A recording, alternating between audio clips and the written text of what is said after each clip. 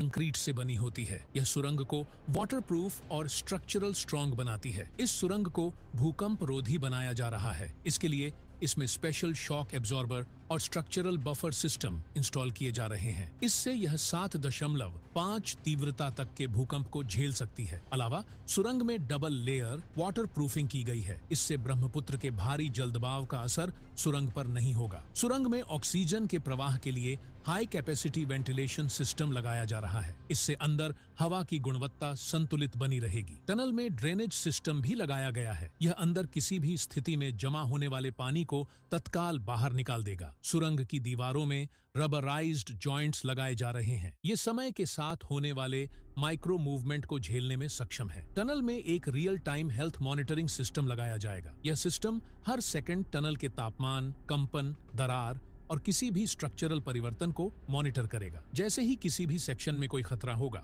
System तुरंत alert भेजेगा। इसके साथ ही ऑटोमेटिक इंस्पेक्शन एल्गोरिथम डाटा का विश्लेषण करेगा। टनल के लिए सभी बड़े हिस्से प्रीकास्ट सेगमेंट्स के रूप में बनाए जा रहे हैं। ये सेगमेंट पहले बाहर फैब्रिकेट किए जाते हैं, फिर साइट पर ले जाकर असेंबल किए जाते हैं। यह तकनीक निर्माण की गति को तेज करती है और गुणवत्ता को सुनिश्चित करती है। इससे निर्माण में देरी और रिसाव की संभावना कम होती है। अब बात करते हैं इस सुरंग के सामरिक उपयोग की। भारत के लिए यह सुरंग एक सुपर हाईवे है जो सीधे युद्ध के मैदान तक पहुंचाएगा। इस सुरंग के जरिए भारत युद्ध की स्थिति में अपनी सेना, टैंक, मिसाइल, तोप और हथियारों को मिनटों में अरुणाचल बॉर्डर तक पहुंचा सकता है। इस सुरंग से मूवमेंट पूरी तरह कवर रहेगा। यह चीन की सैटेलाइट सर्विलांस से पूरी तरह बचा हुआ रास्ता होगा। यह सुरंग भारत की सैन्य मूवमेंट को अचूक, त्वरित और गोपनीय बनाएगी। दुश्मन को खबर तक नहीं होगी और भारत सीमा पर पूरी तैयारी के साथ खड़ा रहेगा। चीन की घुसपैठ की रणनीति इसी सुरंग के कारण पूरी तरह फेल हो जाएगी। भारत अब इंतजार नहीं करेगा।